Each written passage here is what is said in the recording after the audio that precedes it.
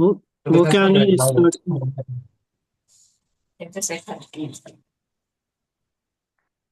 Welcome friends to our ninth session. हम promised manifestation के आने की भविष्यवाणियां जो पवित्र बाइबल में दी गई हैं उस पे चर्चा कर रहे हैं।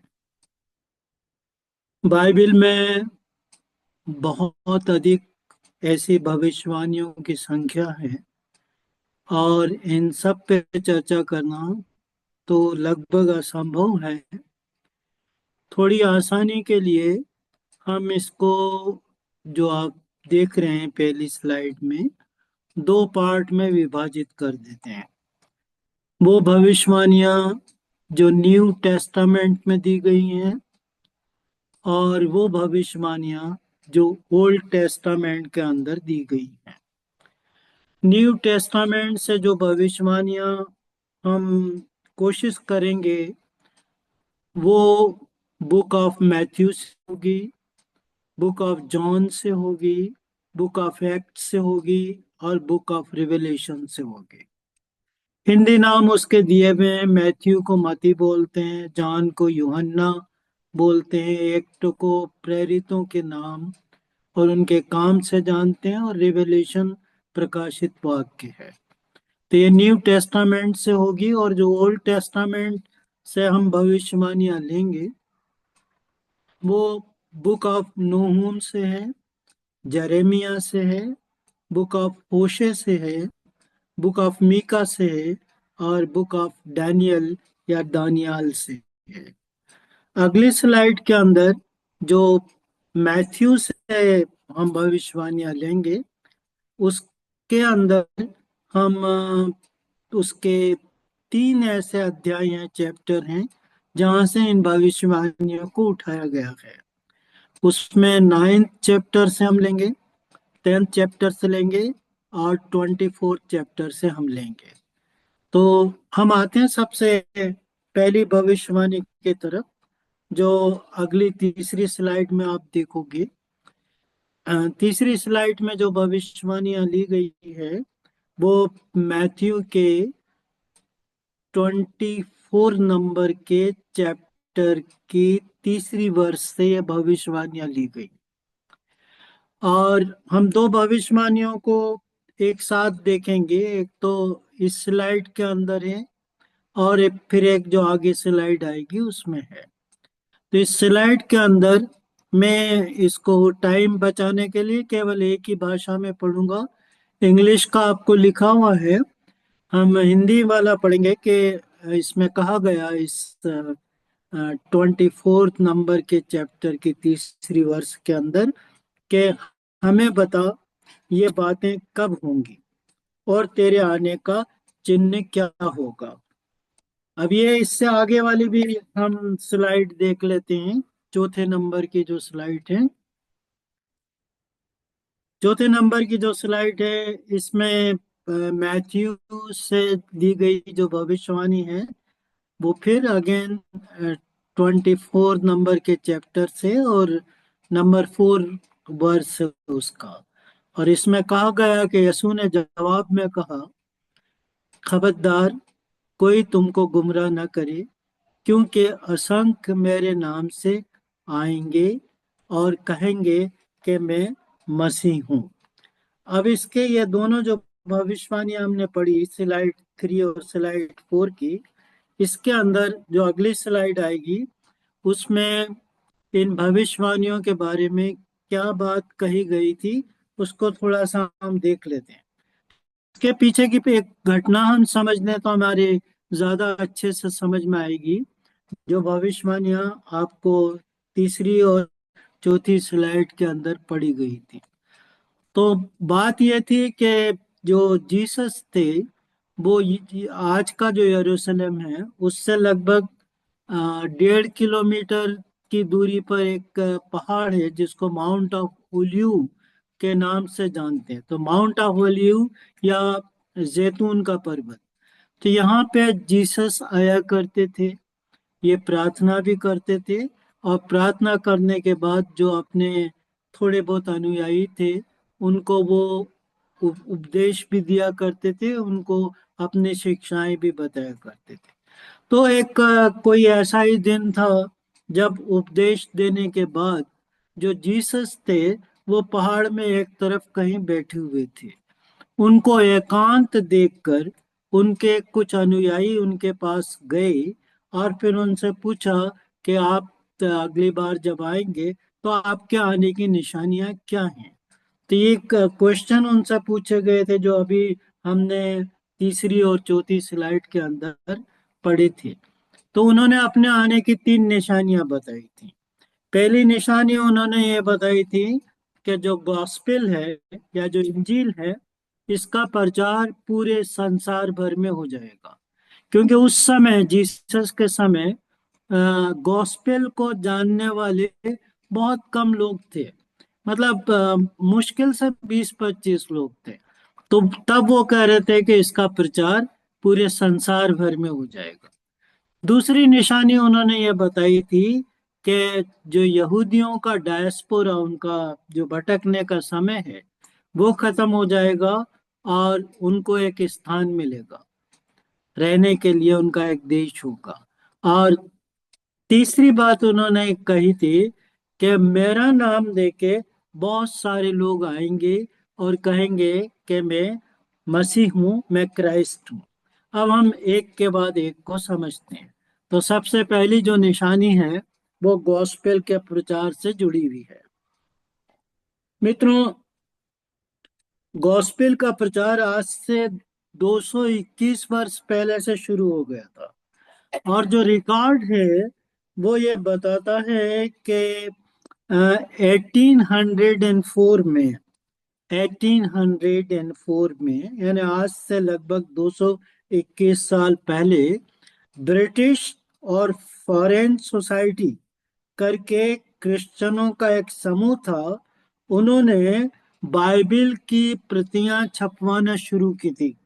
और उस समय उन्होंने 50 अलग अलग भाषाओं में, कब की बात है, आज से 221 साल पहले की, 50 अलग अलग भाषाओं में ये कापियां छपवाई थी और फिर उसको डिस्ट्रीब्यूट किया था। आज का आंकड़ा हम देखें तो करोड़ों की संख्या के अंदर और 700 से अधिक भाषाओं के अंदर बाइबिल उपलब्ध है लोगों को पढ़ने के लिए। फिर अगर हम जो क्रिश्चियनों का एक पेपर पहले निकला करता था जिसका नाम था मिडनाइट क्राई, और इस मिडनाइट क्राई न्यूज़पेपर के अगर हम 4 मई 1943, 4 मई 1943 के एडिशन को देखें तो उसमें ये बताया गया था कि 90% ऐसी बस्तियां जहाँ पे मनुष्य रहते हैं वहाँ पे बाइबिल जो है पहुंच चुकी है। तो ये तो अभी की बात है। लेकिन जब ईश दूत बाप ने कहा था कि एक नए युग की शुरुआत हो चुकी है और मैं उसका द्वार हूँ, तो 1844 की जब ये बात थी, उस 1844 के अंदर ही जो विश्व के 7 महाद्वीप हैं, 7 कॉन्टिनेंट्स हैं, उन सब के अंदर बाइबिल की कॉपी पहुंच चुकी थी।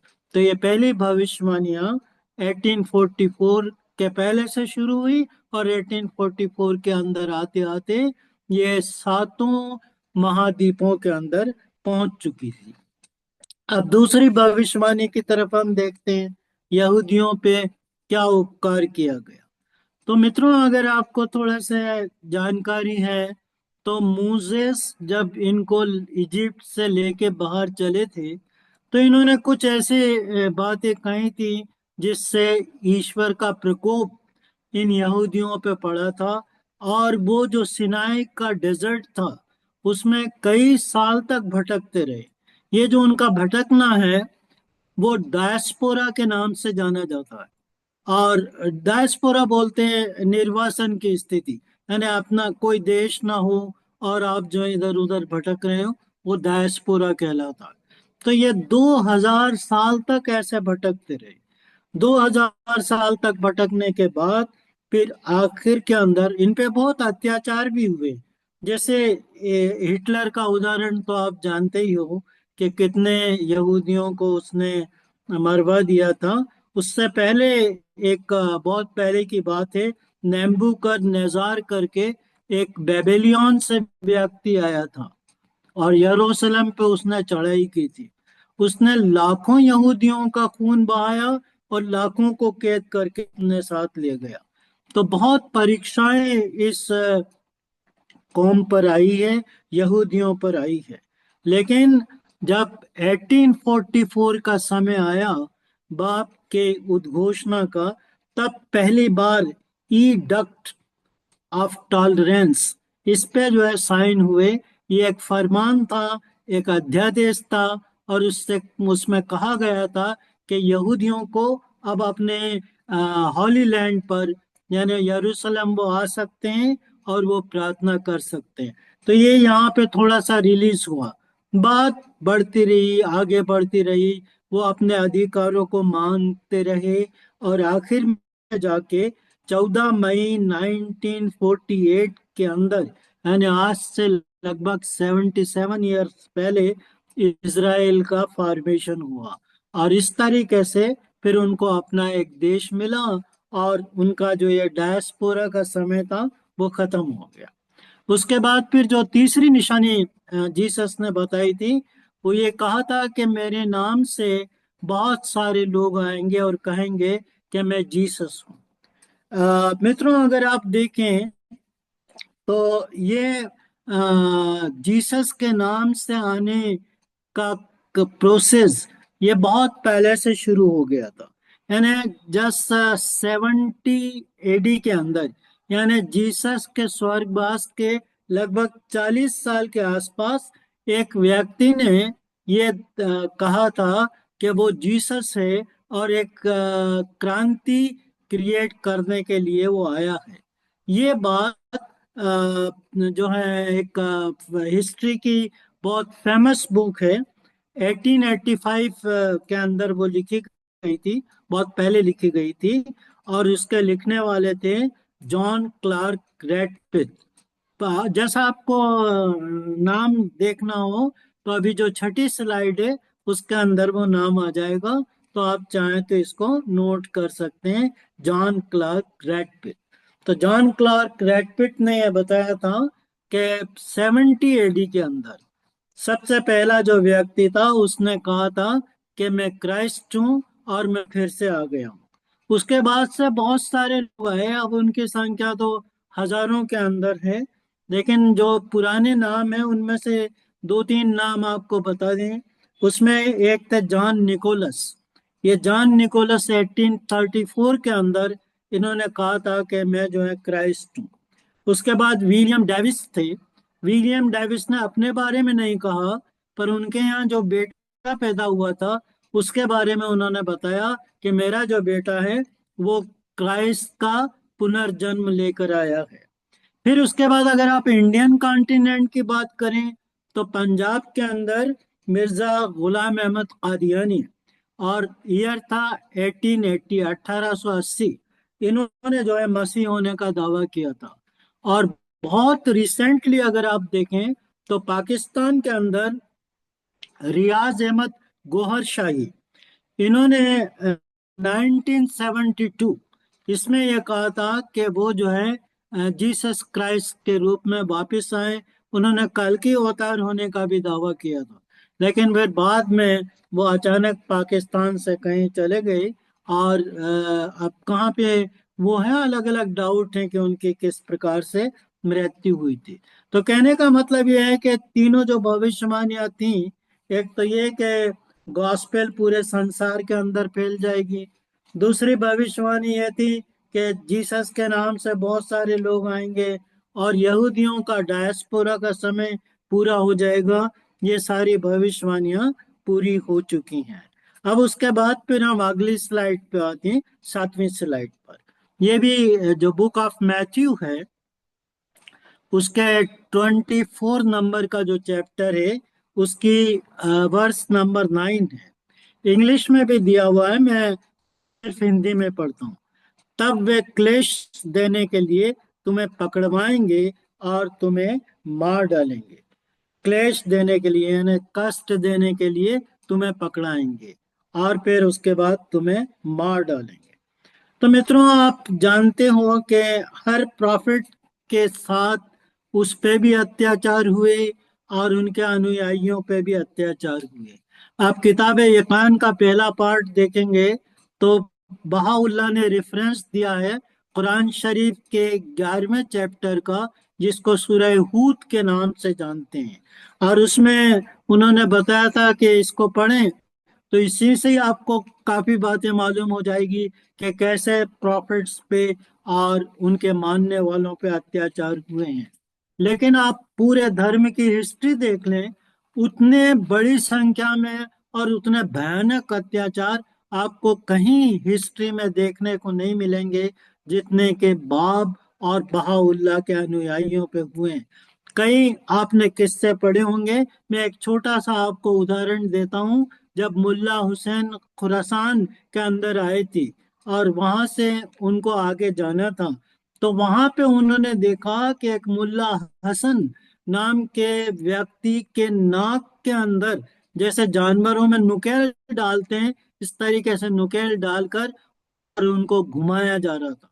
तो इस तरीके के जो अत्याचार थे वो बाब और बहाउल्लाह के अनुयायियों पे हुए। और आपको पता है कि 20,000 से अधिक लोगों ने अपने जान की कुर्बानियां दी थी। इसके बाद फिर हम जो है अगली स्लाइड पे आते हैं। और ये जो अगली स्लाइड है, 8वें नंबर की स्लाइड, इसके अंदर फिर एक कारण बताया गया है कि अत्याचार क्यों होते हैं और जो धर्म है वो अधर्म में कैसे बदल जाता है। तो इसमें कहा गया है कि and because iniquity shall abound the love of many shall wax cold, यानी धर्म बढ़ने से बहुत सौ का प्रेम ठंडा पड़ जाता। तो ये धर्म के लिए एक ऐसी टेस्ट है। असल में जो धर्म का उद्देश्य होता है वो प्रेम और एकता है। प्रेम बहुत बड़ी चीज है। प्रेम अगर धर्म से निकल गया तो समझिए वो धर्म नहीं रहा, वो अधर्म हो गया। और ये एक ऐसा ऐसी टेस्ट है जो हर कोई अपने धर्म पे अप्लाई करके देख सकता है। और उसका सबसे बड़ा साइन ये होता है कि वो धर्म टूटने लगता है सेक्ट्स के अंदर और फिरकों में बढ़ जाता है। और फिर वो फिरके आपस में लड़ते हैं। इतनी घृणा हो जाती है कि रोटी बेटी का जो रिश्ता है वो भी खत्म हो जाता है। और हर संप्रदाय, हर सेक्ट, हर फिरका ये कहता है कि वही सही रास्ते पे। तो इस तरीके की जब घृणा उत्पन्न हो जाती है तो वह धर्म धर्म नहीं रहता, वो अधर्म हो जाता है। और जीसस ने यह कहा था कि वो समय आएगा जब धर्म जो है वो अधर्म में बदल जाएगा। आज आप देखिए कि वो सारी कंट्रीज जहां ईसाई बहुमत के अंदर हैं, वहीं ऐसे हथियार बना रहे हैं, एटम बम और न्यूक्लियर बम और जेट और मिसाइलें, जो लोगों को तबाह करने का साधन बन रही हैं और अरबों खरबों रुपए उस पे जो है वो खर्च किए जा रहे हैं। तो ऐसा होता है जब धर्म में अहंकार आ जाता है। और इस अहंकार को लाने वाले और तोड़ने वाले जो सबसे बड़ा कारण रहता है वो उस धर्म की प्रीस्ट क्लास रहती है, वो उसके धर्म अधिकारी रहते हैं। बहाउल्लाह ने अपने धर्म में, बहाई धर्म में प्रीस्ट क्लास को खत्म ही कर दिया। तब जो है ये सेक्ट बनना, ये जो है बहाई धर्म के अंदर बचा नहीं है। अब हम अगली स्लाइड की तरफ आते हैं।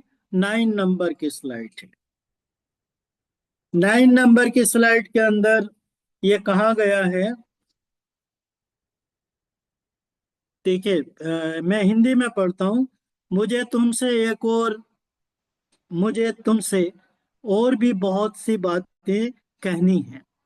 मुझे तुमसे जीसस करे, मुझे तुमसे और भी बहुत सी बातें कहनी है, परंतु अभी तुम्हें उन्हें सहन नहीं कर सकती।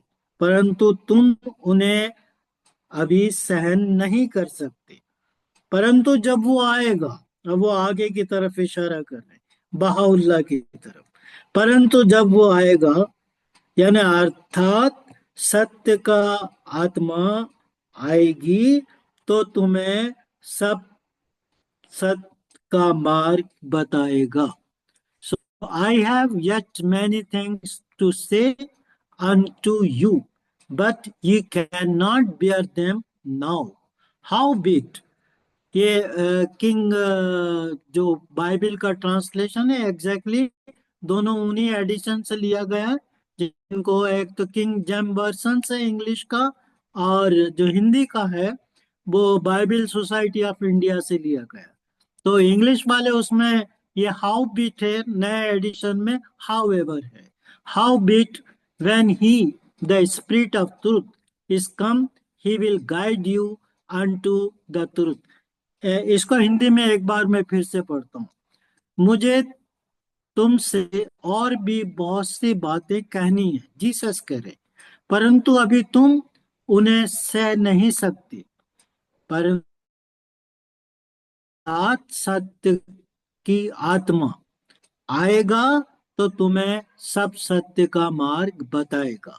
अब जो ये सत्य की आत्मा कौन है? सत्य की आत्मा या जो स्पिरिट ऑफ ट्रूथ है, ये बहाउल्लाह की तरफ आने का इशारा है। और ये इशारे को समझने के लिए एक बहुत ही महत्वपूर्ण जो है प्रोफेसी है बाइबल की, जिसको यूल टाइड भविष्यवाणी या यूल टाइड प्रोफेसी या क्रिसमस प्रोफेसी के नाम से जानते हैं, जो स्लाइड 10 के अंदर आएगी। एक लंबी प्रोफेसी है और इतनी महत्वपूर्ण है कि विलियम शेयर ने इस पूरी भविष्यवाणी पे लगभग 300 पेज से ऊपर की एक बुक लिख दी, जिसका टाइटल है प्रिंस ऑफ पीस।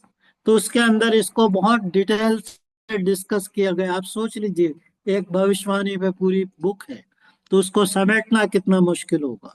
तो इंग्लिश में अभी जो यहाँ पे दिया गया है, उसको जो है हम पढ़ते हैं।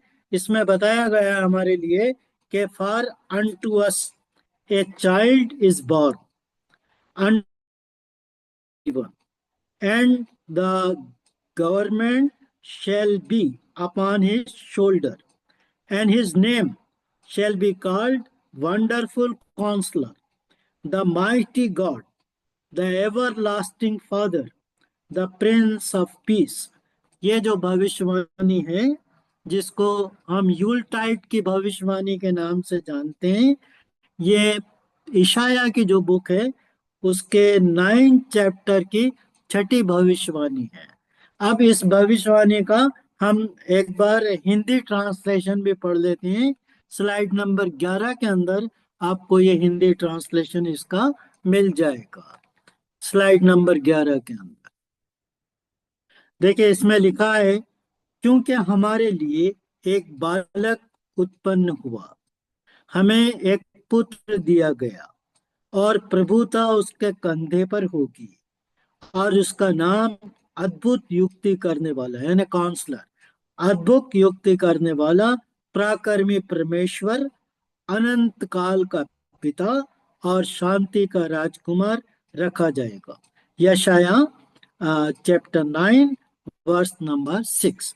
अब हम इसका थोड़ा सा इस भविष्यवाणी का एनालिसिस करेंगे।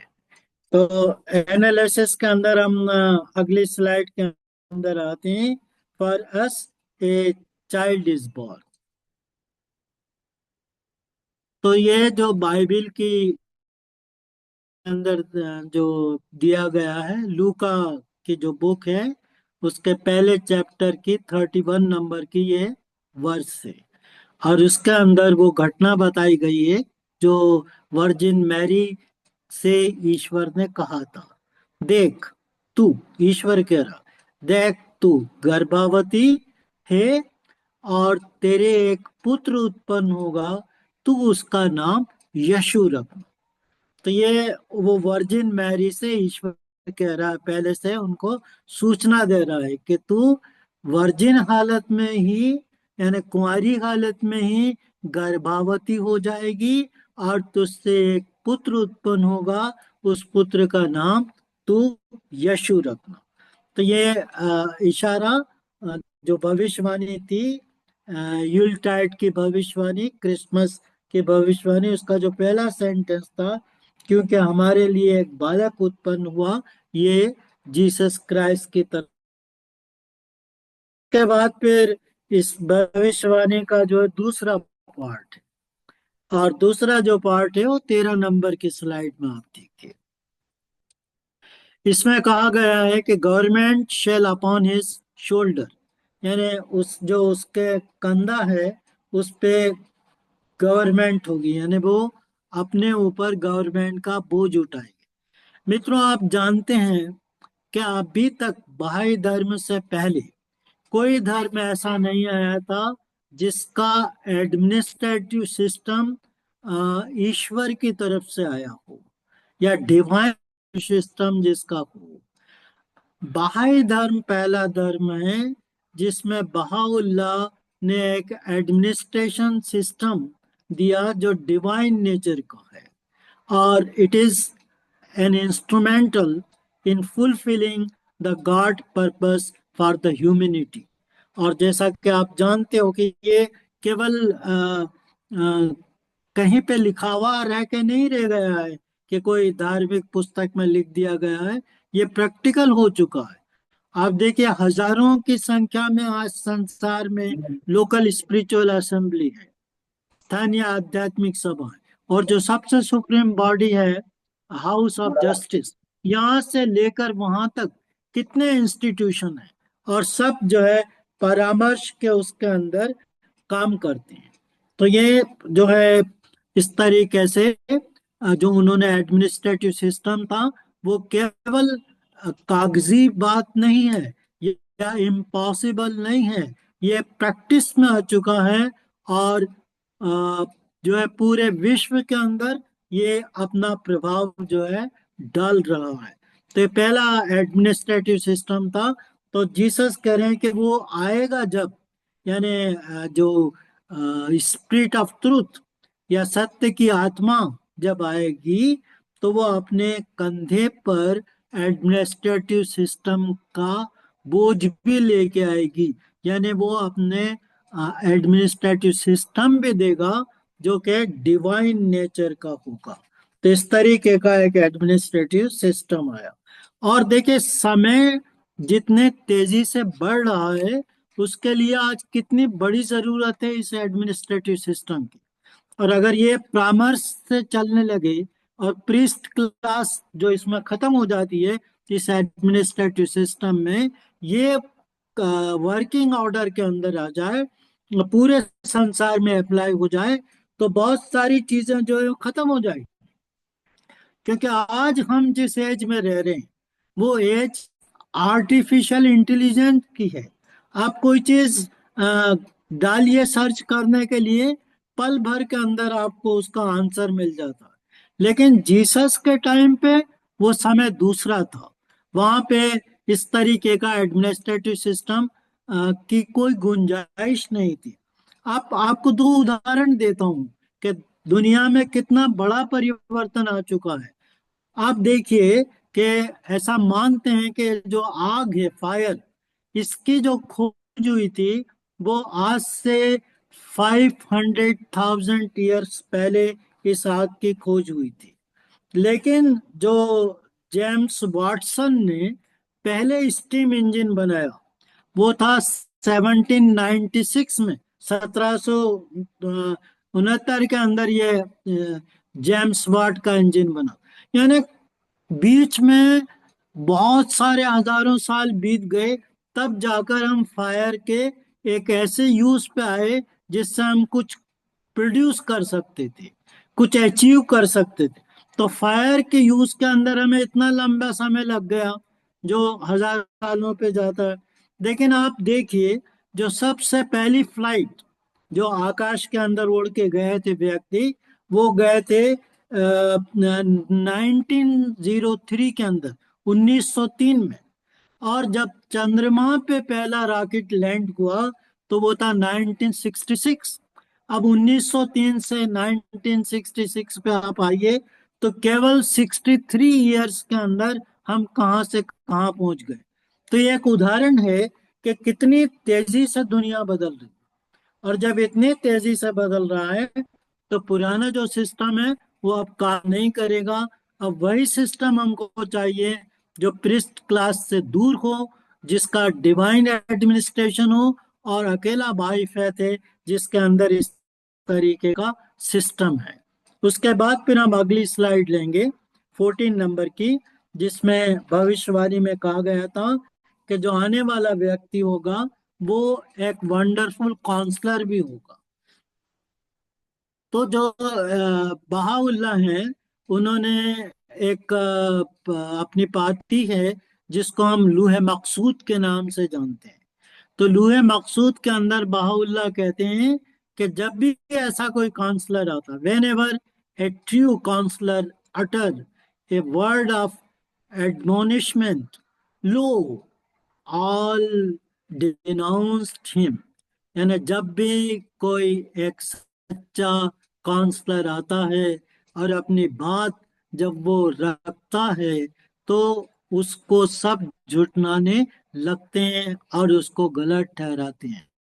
ये हर प्रॉफिट के साथ हुआ, बाप के साथ भी हुआ, और बहाउल्लाह के साथ भी हुआ। आज भी हमने पहले स्लाइड पढ़ी थी कि लोगों के पास आंखें हैं, देखते नहीं हैं, कान हैं, पर जो है सुनते नहीं हैं। अगली स्लाइड की तरफ आते हैं। बहुत इंपॉर्टेंट स्लाइड है, प्रिंस ऑफ पीस। देखिए, जीसस ने कभी नहीं कहा कि वो प्रिंस ऑफ पीस है। पहले हम एक और अगली स्लाइड है, थोड़ा उसको देख लें तो हमें पता चल जाएगा कि जीसस ने क्या कहा था। 16 नंबर की स्लाइड। तो Jesus never said himself the prince of peace, but he said, उन्होंने क्या कहा था? Think not that I am come to send peace on the earth. Hindi में कहते हैं कि ये न समझो कि मैं पृथ्वी पर मिलाप करने आया हूँ। ये जहाँ से ली गई है, ये book of Matthew chapter number 10 और वर्स नंबर 34। फिर इसी से आगे, अब इंग्लिश में नहीं लिखा है, इसी मैथ्यू की बुक से है, इसी चैप्टर से 10 नंबर और इससे आगे के वर्स है 35। इसमें और क्लियर कर दें। देख कितना क्लियर कह रहे हैं वो। जीसस कहते हैं, मैं तो आया हूं कि मनुष्य को उसके पिता से, और बेटी को उसकी माँ से, और बहू को उसकी। तो ये कभी उन्होंने नहीं कहा कि मैं प्रिंस ऑफ पीस हूँ। ऑफ कोर्स उनकी जो मैसेज थी वो प्रेम मैसेज थी, लेकिन वो वर्ल्ड के लिए प्रिंस ऑफ पीस नहीं थे। वर्ल्ड के लिए जो प्रिंस ऑफ पीस हैं वो बहाउल्लाह हैं। और बहाउल्लाह ने ये बात कहाँ कही थी? अनुज प्लीज फिर से 15 नंबर की स्लाइड लगा दीजिए, पिछले वाली। शांति का राजकुमार बहाउल्लाह, प्रोफेसर ईजी ब्राउन, आपने सुना होगा, बहाउल्लाह से मिलने गई थी। और 1890 में, 1890 में अप्रैल के अंदर जब वो बहाउल्लाह के कक्ष में पहुंचे तो एक लंबा विवरण है, उसमें से ये कुछ लाइनें ली गई हैं। बहाउल्लाह ने ईडी ब्राउन से कहा था कि these ruinous bars shall pass away and the most great peace shall come। और ये जो मोस्ट ग्रेट पीस है वो बहाउल्लाह के द्वारा इस धरती पर लाई जाएगी, जिसका जो प्रोसेस है वो स्टार्ट हो चुका है। और जो वार हैं वो हो रहे हैं, लेकिन धीरे धीरे उनका अब महत्व भी जाता रहा है। और लोग ये मानने को तैयार हो गए हैं कि वार से कोई सॉल्यूशन नहीं निकलता। जो निकलता है वो टेबल टॉक से ही जाके निकलता है। अब 17वें नंबर की स्लाइड है। ये हमारी आखिरी स्लाइड है आज की। और इसमें आपको ये बता दें कि एक ऑथर हैं बहुत ही फेमस, उनका नाम है जॉर्ज टाउनशेंड। जॉर्ज टाउनशेंड जो है चर्च में कई महत्वपूर्ण पदों पे थे। लेकिन जब उन्होंने भविष्यवाणियों का अध्ययन किया जो बाह्य पुस्तकों के अंदर दी गई थी, और खासकर ये जो क्रिसमस की भविष्यवाणी थी, यूलडाइट की, उसमें प्रिंस ऑफ पीस को देखा, तो उन्होंने अपनी एक बुक लिखी थी, क्राइस्ट एंड द बहाउल्लाह, और उसमें उन्होंने प्रिंस ऑफ पीस